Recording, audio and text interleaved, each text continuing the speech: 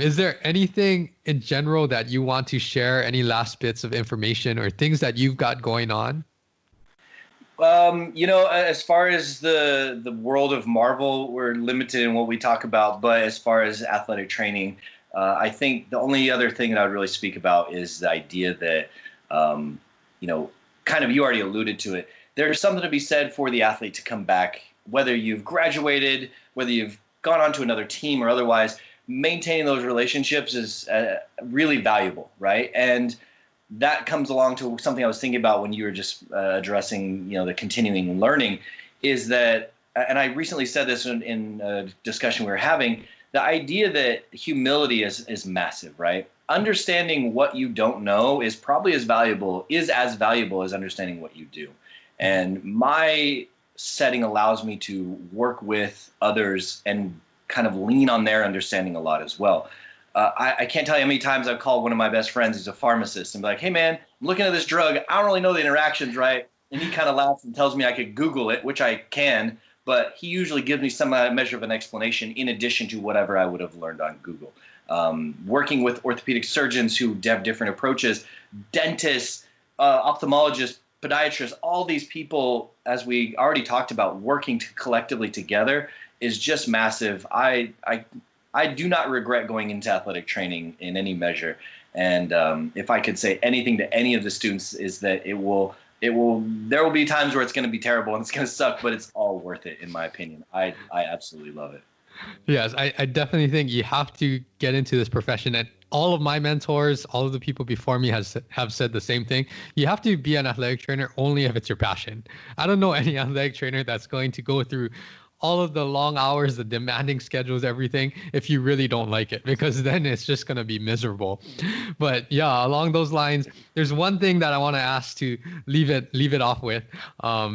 You're always one that amazes me with all of these quotes and trivial informations and things like this.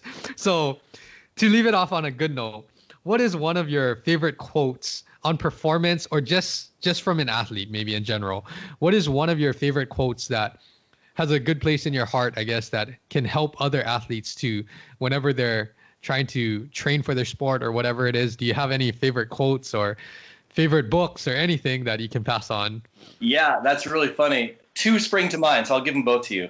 One of my favorites, and I couldn't tell you who said it, is there was a game we used to play when we were little called King of the Hill. For those who don't know, it's just find a hill and you got to keep everybody down.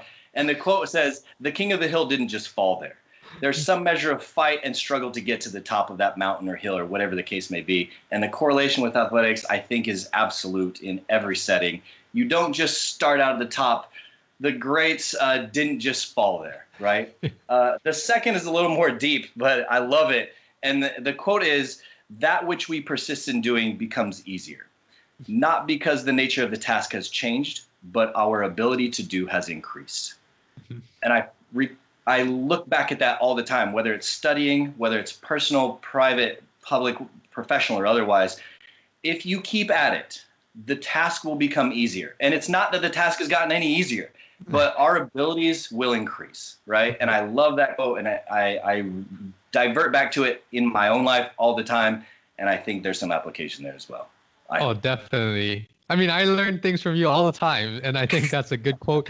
Doesn't matter what you're doing. I think it's good to have that perspective and keep pushing forward, because yeah, things will get easier because you're getting better at it. So overall, is there anything else that you got going on that you want to share? Any last bits of information? No, I got to tell you, I have my own podcast, and I have my social media feeds like everybody else.